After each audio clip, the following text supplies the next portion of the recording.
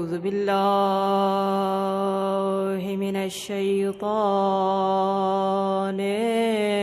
الرجيم بسم اللہ الرحمن الرحیم۔ آئیے اپنے اپنے ہاتھوں کو پھیلا لیجئے اور اپنے اس امام کے لیے دعا مانگتے ہیں کہ جو ہم سے ملاقات کرنا چاہتے ہیں۔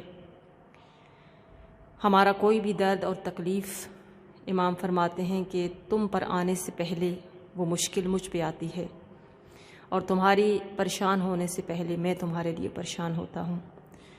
کچھ لمحات کے لیے دل و جان کے ساتھ اپنے آپ کو حاضر کرتے ہوئے اللہم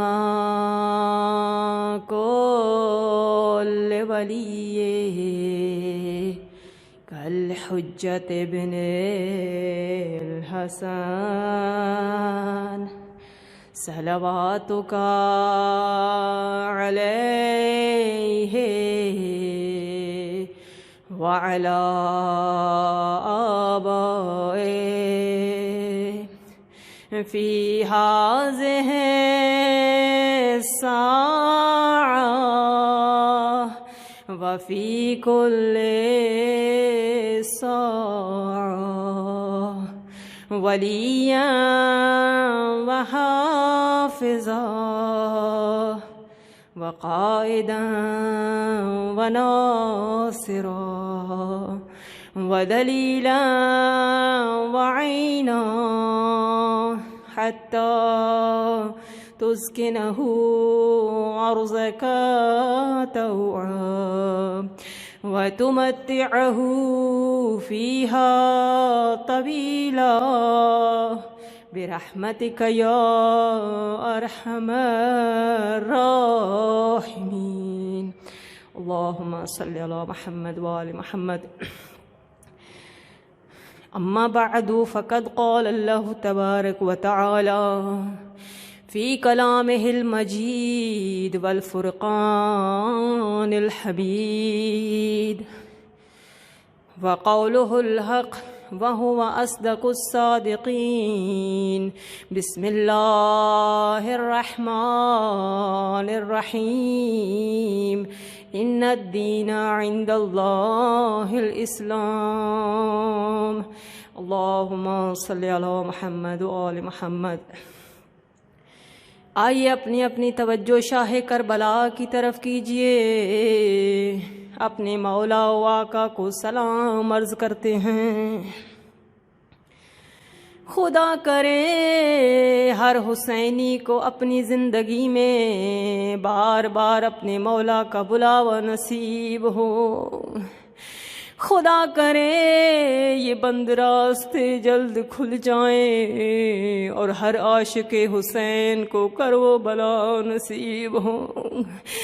اے میرے امام، غریب ضرور ہیں، گنہگار ضرور ہیں، خطا کار ضرور ہیں، لیکن یہ دل آپ کی محبت میں دھڑکتے ہیں۔ آئیے مومنات گرامی، یقیناً آپ کے بدن فرش عذاب ہیں، لیکن آپ کی روحیں کرو بلا کی جانب ہیں۔ دلوں میں تصور بنا لیجئے، خدا کرے ہر ایک کو بار بار کربلا آنا نصیب ہو جائے۔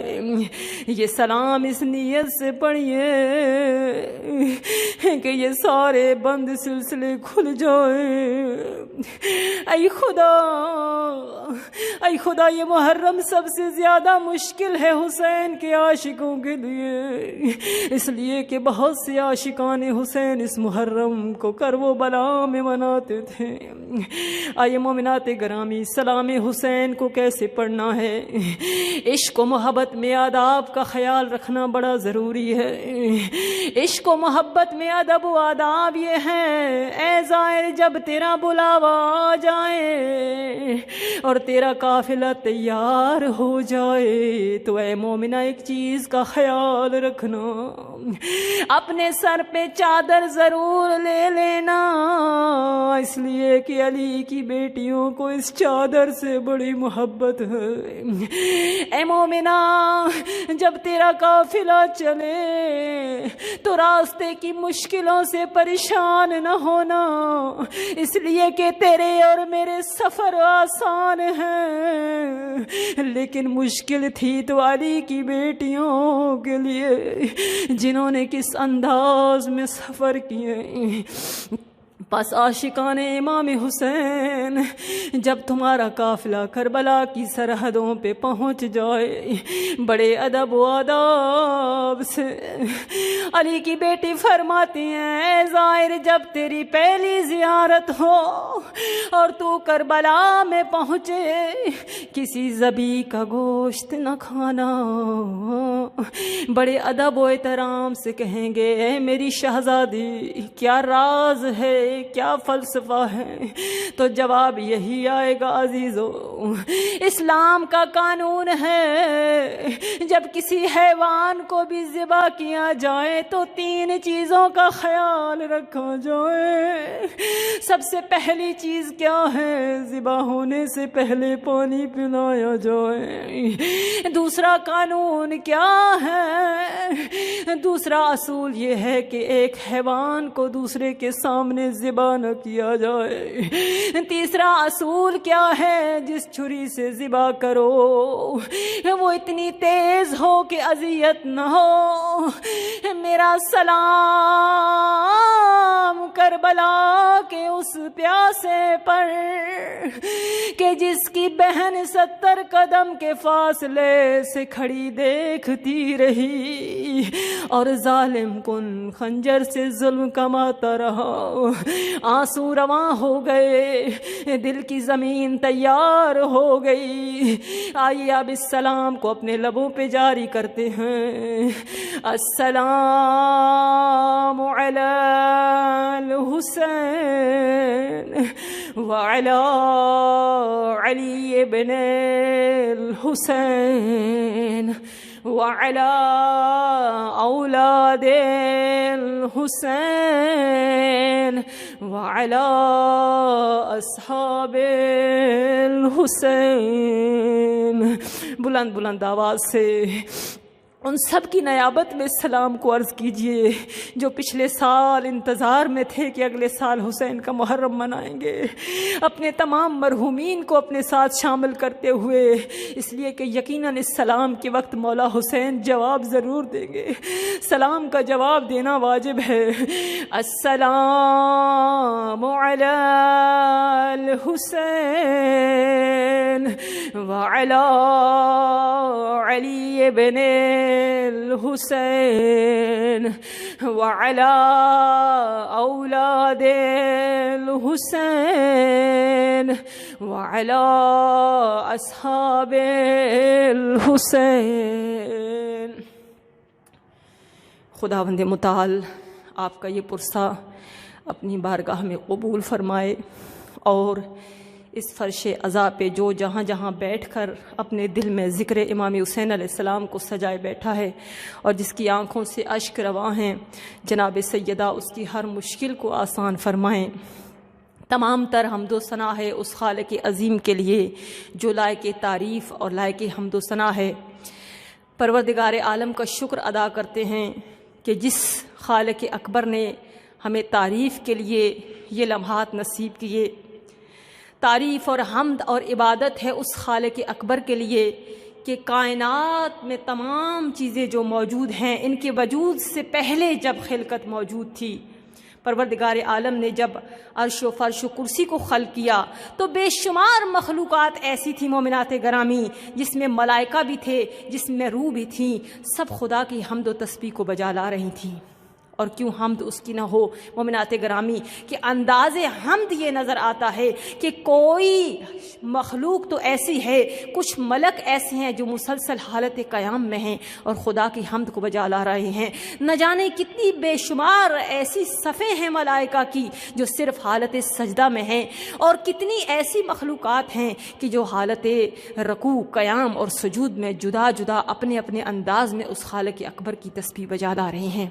اور پھر یہی نہیں، یہ جب اس پوری کائنات کو خالق اکبر نے خلق کیا ہے تو اس کائنات کی ہر چیز بھی اس خالق اکبر کی حمد اور تسبیح بجا لا رہی ہے۔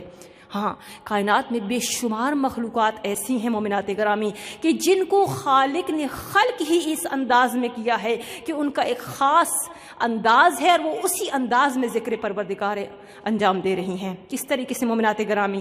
آئیے اس غور و فکر کیجئے، توجہ کیجئے اس خالق اکبر کی خلقت پر کہ کس طرح سے پوری کائنات میں جتنے درخت ہیں وہ ہر لمحہ حالت رکوع میں کھڑے ہوئے ہیں اور ہر وقت تسبیح خدا الحمدللہ رب العالمین کر رہے ہیں۔ آئیے آگے چلیے، کچھ مخلوقات ایسی آپ کو زمین پر نظر آئیں گی کہ جیسے یہ 4 پیروں پر چلنے والے حیوانات ہیں جن کو خالق نے خلق ہی حالت رکوع میں کیا ہے اور وہ اسی انداز میں خدا کی تسبیح سبحان ربی العظیم و بحمد اپنے اپنے انداز میں کر رہے ہیں۔ اس سے آگے بڑھ جائیے تو دیکھیے کہ زمین پر کچھ مخلوقات، کیڑے مکوڑے جو زمین پر رینگنے والے ہیں، ان کو خالق اکبر نے خلق ہی اس انداز میں کیا ہے کہ وہ ہر لحظے حالت سجدہ میں ہے اور پروردگار عالم کی تسبیح بجا لا رہے ہیں۔ بس خدا کا شکر ادا کرتے ہیں کہ جس نے ہمیں سب سے بڑی نعمت جو عطا کی ہے وہ دین اسلام کی نعمت عطا کی ہے مومنات گرامی، بہت بڑی نعمت ہے۔ اور اس سے بڑھ کر نعمت پروردگار عالم کی کیا ہے کہ خدا نے ہمیں ایک انسان بنایا ہے، اس لیے کہ اس دنیا میں آنے سے پہلے میرا اور آپ کا اختیار نہیں تھا، نہ ہمارے پاس زبان تھی، نہ ہاتھ تھے، نہ پیر تھے، نہ قلب تھا، یہ پورا وجود ہمارے پاس نہیں تھا، بس اس نے اپنے ارادے سے ہمیں خلق کیا اور اس سے بڑی نعمت ہمیں کیا دی کہ ہمیں انسان کی شکل میں خلق کیا۔ اس لیے کہ کائنات میں وہ خدا اگر چاہتا تو ہمیں ایک پتھر کی شکل میں خلق کر سکتا تھا، ایک کیڑے مکوڑے کی حالت میں خلق کر سکتا تھا، ایک پودا یا درخت بنا سکتا تھا، لیکن یہ اس کا خاص لطف ہے، یہ اس کا خاص کرم ہے، یہ اس کی خاص عطا ہے کہ اس خالق اکبر نے ہمیں اشرف المخلوقات کی صورت میں خلق کیا اور پھر خلق کرنے کے بعد ہمیں پورے اعضاء صحیح و سالم عطا کیے، یہ دیکھنے والی آنکھیں عطا کی، اور وہ چاہتا تو ان دیکھنے والی آنکھوں کو بھی اس بدن کے اس حصے کو جیسے چاہتا بنا دیتا۔ کتنے دنیا میں لوگ ایسے ہیں مومنات گرامی جن کی آنکھیں موجود ہیں لیکن وہ دیکھنے کی طاقت نہیں رکھتے، بس خوش نصیب ہیں آپ کہ خدا نے آپ کو یہ آنکھیں عطا کی ہیں جس سے آپ اس پوری کائنات کا نظارہ کر رہے ہیں، اور یقیناً فرش عزا سے، ذکر امام حسین علیہ السلام سے خدا ان آنکھوں کو ایسی توفیق عطا کرے گا کہ جہاں آج ہم اس فرش عزا پر بیٹھ کر ذکر حسین میں اشک بہا رہے ہیں، انہی آنکھوں کو روضہ حسین دیکھنے کی توفیق نصیب ہوگی اور میدان محشر میں حسین کی زیارت نصیب ہوگی۔ بس مومنات گرامی، پروردگار عالم اپنے کلام بلاغت میں ارشاد فرما رہا ہے، بسم اللہ الرحمن الرحیم، ان الدین عند اللہ الاسلام، کہ میرا محبوب ترین، میرا پسندیدہ ترین دین دین اسلام ہے۔ ہمارا موضوع حقیقی اسلام ہے مومنات گرامی۔ حقیقی اسلام کیا ہے مومنات گرامی؟ پروردگار عالم نے انسان کو جب عرش الہی پر ایک مٹی کے پتلے کی صورت میں خلق کیا اور اس کے بعد اس کے اندر روح کو ڈالا، اور روح ڈالنے کے بعد انسان کو ایک ایسی جگہ پر بھیجا گیا کہ جس کا نام جنت تھا، جس میں انسان کے لیے تمام تر وہ خواہشیں، وہ چیزیں، وہ سلسلے جو انسان چاہتا ہے، ہر سہولت اس کے لیے وہاں پر موجود تھی۔ پھر المختصر یہ کہ سارا قصہ اس کتاب الہی میں موجود ہے کہ کس طریقے سے انسان کو کہا گیا کہ وہ ساری نعمتوں سے فائدہ اٹھائے لیکن سوائے ایک درخت کے، اور وہاں پر اس ابلیس کی وجہ سے جب انسان کو جب اس درخت کے پاس چلا گیا تو وہاں سے دوبارہ سے اسے اس دنیا پر، اس زمین میں اتارا گیا، اور اس ابلیس کو بھی وہاں سے بھیجا گیا، اور انسان اس دنیا میں جب آیا تو کتنی پھر بھی محبت پروردگار ہے کہ اس کائنات کو خالق نے اپنے بندے کے لیے کس انداز میں سجایا ہے مومنات گرامی. اس کے وجود کو اس دنیا میں جیسے ہی لایا تو پہلا وجود جو اس دنیا میں خالق اکبر بھیج رہا ہے وہ ایک نبی اور ایک پیشوا کی صورت میں بھیج رہا ہے. یہ محبت پروردگار ہے. پس مومنات گرامی، اس کائنات میں انسان جب آیا ہے تو خدا نے اس دین اسلام نے، اس دین حق نے ہمیں واضح طور پر بتایا ہے، اس حقیقی اسلام نے ہمیں واضح طور پر بتایا ہے کہ انسان اس کائنات میں جو آیا ہے وہ کچھ دیر کے لیے آیا ہے. پھر اس کائنات کے اندر انسان کا جتنا بھی زندہ رہنا ہے اس کے دوبارہ سے اس کا ایک امتحان ہے. یعنی وہی انسان کہ جس نے ابلیس کی بات کو مانتے ہوئے اس درخت کو جا کر چھوہا جس کے پاس نہیں جانا چاہیے تھا، تو پروردگار عالم نے اب دونوں کو زمین پر رکھا ہے اور دونوں کا آپس میں دوبارہ سے یہ امتحان ہے کہ کون شیطان کی بات مانتے ہوئے کون دوبارہ سے شیطان کے راستے پر چلتا ہے اور کون اپنے پروردگار کی بات کو مان کر حق کے راستے پر چلتا ہے. بس یہ اسلام دین فطرت ہمیں یہ بتا رہا ہے کہ یہ دنیا کی زندگی بہت مختصر ہے. اب یہ حقیقی اسلام کیا ہے مومنات گرامی؟ آج اس پوری دنیا میں مسلمان بہت پریشان حال ہیں، ٹکڑوں ٹکڑوں میں بٹے ہوئے ہیں، بہت سی مشکلات ہیں، انسان ایک پلیٹ فارم پر جمع نہیں ہو پا رہے. اس کی بنیادی وجہ کیا ہے کہ اسلام کی اصل شکل، وہ اصل حقیقی اسلام اور اس کے وہ اصول جو خالق اکبر نے وحی کے ذریعے سے اپنے بندوں پر اتارے تھے، انسانوں نے ان اصولوں کو فالو نہیں کیا، بلکہ اسلام کے نام پر ایسے اصولوں کو اپنے اندر رائج کر لیا ہے کہ جن کا دین سے کوئی تعلق نہیں ہے. بس خدا نے اس پورے دین کی حقیقی تصویر کو ایک طرف تو قرآن اپنے وحی کے اس سلسلے میں اتارا ہے، جو کہ قرآن کے اندر پورا انسان کا یہ جو زمین پر اسے بھیجا گیا اور دوبارہ سے اسے جنت میں پلٹ کر جانا ہے، اس کا پورا نظام زندگی اس قرآن کے اندر پروردگار عالم نے پیش کیا ہے. لیکن اس کے پریکٹیکل کے لیے کہ وہ اسلام حقیقی کیا ہے، اس کے لیے پروردگار عالم نے اپنے انبیاء اور انبیاء کے بعد چہاردہ معصومین علیہ السلام کو ہمارے لیے ایک آئیڈیل اور ایک نمونہ بنا کر بھیجا ہے. بس جن لوگوں نے بھی پھر اس حقیقی اسلام کو فالو کیا ہے کہ جو اللہ نے وحی کے ذریعے سے اتارا ہے، بس وہ لوگ دنیا میں رہ کر کامیاب ہو گئے. ان کی حقیقی شکل اگر ہمیں دیکھنی ہے تو تاریخ میں موجود ہے. اہل بیت علیہ السلام کے اصحاب میں سے دیکھ لیجئے، جناب سلیمان کو دیکھ لیجئے، جناب ابو ذر کو دیکھ لیجئے، جناب مالک اشتر کو دیکھ لیجئے، جناب فضہ کو دیکھ لیجئے جو ایک خاتون ہیں جنہوں نے اسلام کے انہی اصولوں کو جو حقیقی اسلام کے اصول تھے ان کو اپنی زندگی میں جاری کیا. پس مومنات گرامی، آج اس دنیا کی بنیادی خرابی کی اور زوال کی اور مختلف ٹکڑوں میں مسلمانوں کے بٹنے کی بیسک وجہ جو ہے وہ یہی ہے کہ وہ اسلام جو اصلی شکل میں تھا اس کو ہم نے صحیح طریقے سے فالو نہیں کیا. پس مومنات گرامی، وہ ہستیاں اہل بیت علیہم السلام جو حقیقی اسلام کی تصویر بن کر پروردگار عالم نے، میں کہتی ہوں کہ خدا کا ایک بہت بڑا لطف ہے اپنے بندے پر کہ جس نے ان ہستیوں کو ہمارے لیے آئیڈیل اور نمونہ بنا کر بھیجا کہ جو اس زمین کی خلقت سے قبل جب عرش الہی پر خدا کی نور کی صورت میں تھے تو اتنی بہترین تسبیح ان کی تھی کہ خود بعض انبیاء اس بات کی خواہش کر رہے ہیں کہ پروردگار عالم ہمیں بھی ان میں سے، ان کے چاہنے والوں میں سے قرار دے. پس مومنات گرامی، یہ مجلس، یہ ماتم، یہ ذکر امام حسین، یہ قافلے، یہ سارے سلسلے حقیقی اسلام کی تصویر ہمیں بتا رہے ہیں. اسلام یہ بتا رہا ہے کہ یہ ایک پورا اسلام ایک نظام زندگی ہے، ایک ایسا نظام زندگی جس میں سکون ہے، جس میں محبت ہے، جس میں ایمان ہے، جس میں عمل ہے.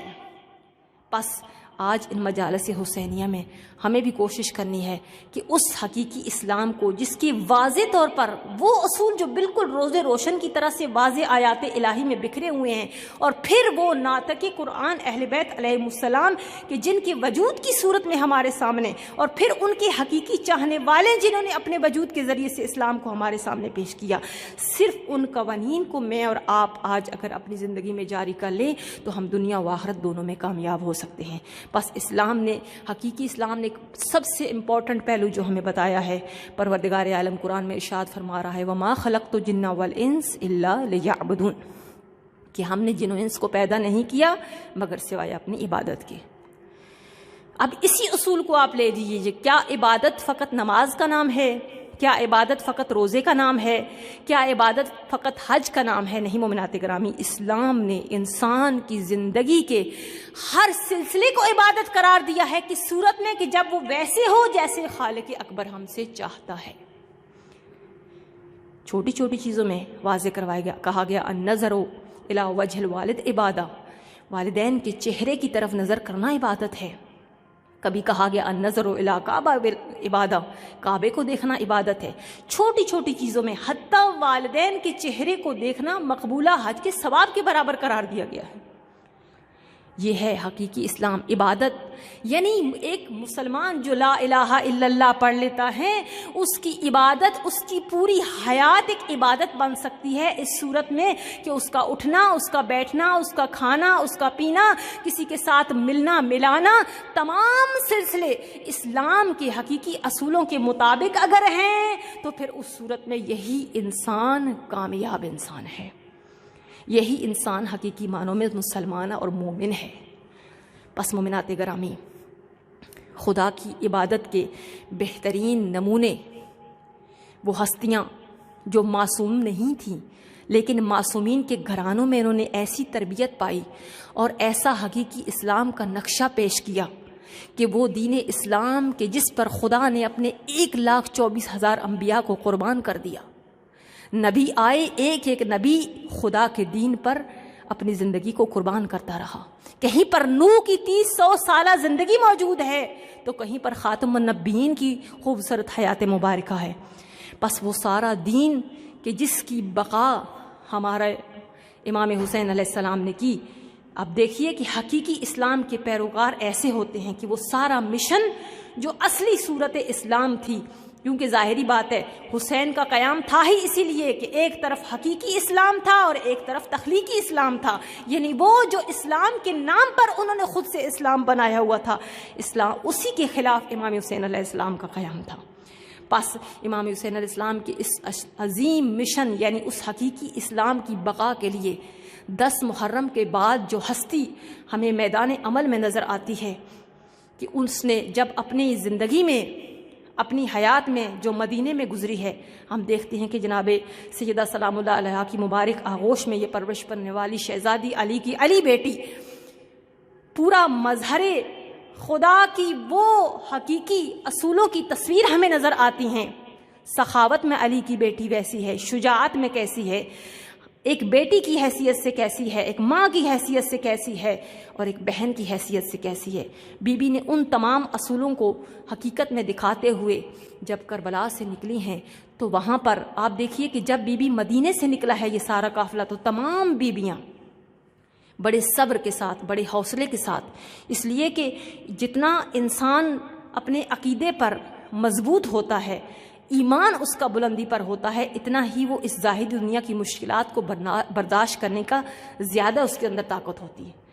ہم دیکھتے ہیں کہ وہ شہزادیاں جو کبھی اپنے گھروں سے باہر نہیں آتی تھیں بغیر مقصد کے، یہ بھی اسلام کا ایک اصول ہے کہ کوئی جو خاتون ہے وہ کبھی بھی بلا مقصد اپنے گھر سے باہر نہیں آتی۔ جناب سیدہ سلام اللہ علیہا کی یہ بیٹی ایک الہی مشن کے لیے کس طریقے سے نکلتی ہیں کہ عبادت کا کوئی سلسلہ آپ کے وجود سے جدا نہیں ہے، ہر سلسلہ اسلام کا حقیقی قانون آپ کے اٹھنے، بیٹھنے، چلنے اور آپ کے کلام کرنے سے جھلک رہا ہے۔ پس مومنات گرامی، آج اس فرش عزا میں اور آپ بھی اس شہزادی کے صدقے میں بارگاہ الہی میں ہم نے طلب کرنا ہے کہ پروردگارا تجھے اسلام کی اس بانی شہزادی جناب زینب سلام اللہ علیہا کے مشکل امتحانوں کا واسطہ، ہم بھی یہ چاہتے ہیں کہ اس آخری زمانے میں جب کہ گناہ کا زمانہ ہے، جب کہ ہر طرف شور و غل ہے، انسان پریشان حال ہے، زندگی اور موت کا کچھ پتہ نہیں ہے، پروردگارا آج اس علی کی بیٹی کا ذکر کرتے ہوئے تیری بارگاہ میں التجا کرنے جا رہے ہیں کہ جس نے کربلا کی ہر تصویر کو مدینے میں اپنی ماں کے گھر میں دیکھا۔ ہاں آزادارو، سن بہت چھوٹا تھا اور مصائب بہت بڑے تھے۔ میں کہتی ہوں علی کی بیٹی، کربلا کا ہر منظر تو نے مدینے میں دیکھا۔ مومنات گرامی، 11 محرم وہ قیامت کا دن تھا. میں کہتی ہوں زہرا کی بیٹی کو لمحہ بلمحہ یاد آ رہا ہوگا. جب خیموں میں آگ لگی ہوگی تو علی کی بیٹی کو جلتا ہوا دروازہ یاد آیا ہوگا. بس عزیزو جب رسیاں گلوں میں ڈالی جا رہی ہوں گی تو اپنے بابا علی کا گلا نہیں بھولا ہوگا. بس عزیزو جب نوکے نیزہ کی انیوں سے چادریں اتاری جا رہی ہوں گی تو اپنی اماں زہرا کا زخمی سر نہیں بھولا ہوگا. عزیزو علماء یہ بیان کرتے ہیں کہ جب فاطمہ کا دروازہ جلا تھا اس جلتے ہوئے دروازے میں لوہے کی میخیں بھی تھی. آزادارو بی بی زینب دیکھا کرتی تھی کہ رات کو اکثر میری بی بی زہرا گرم ریت اپنے پاس رکھتی اور اپنے سر پہ رکھا کرتی تھی.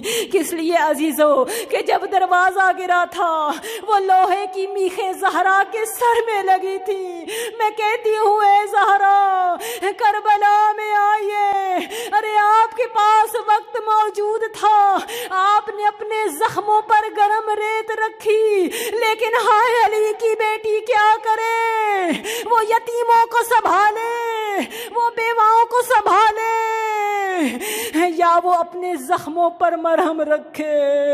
اجرکم علی الزہرا. ہاں عزیزو جب جوان مر جاتے ہیں, جب انسان پردیس میں ہوتا ہے تو اس لمحے کا انتظار کرتا ہے کہ کب اپنے وطن میں پہنچے گا, کب اسے آرام ملے گا. ہاں عزیزو اور دنیا کا دستور بھی یہی ہے کہ اگر مصیبت آ جائے تو ہر کوئی آ کے گلے لگاتا ہے, لیکن یہ واحد زہرا کا گھرانہ ہے. علی کی بیٹی جس طرح سے مدینے میں تیری ماں زہرا تنہا تھی, ارے آج تو بھی تنہا ہوگی. یہ محمد کی امت تمہیں کیسے پرسا دے گی؟ ارے کوئی پتھر مارے گا, کوئی گرم ریت ڈالے گا. پس آزادارو علی کی بیٹی کا قافلہ ایک دفعہ مدینے سے چلا تھا. وہ منظر تھا, کیا شان تھی جب علی کی بیٹی سوار ہونے لگی تھی. محلہ بنی ہاشم میں پردے کا انتظام کر دیا گیا تھا. ارے عباس جھک جھک کے سامنے آتے تھے, ایک ایک محمل میں بڑے ادب و احترام سے سوار کروایا گیا. لیکن ہائے کر وہ بلا, ہائے 11 محرم, ہر طرف لاشیں بکھرے ہوئے ہیں.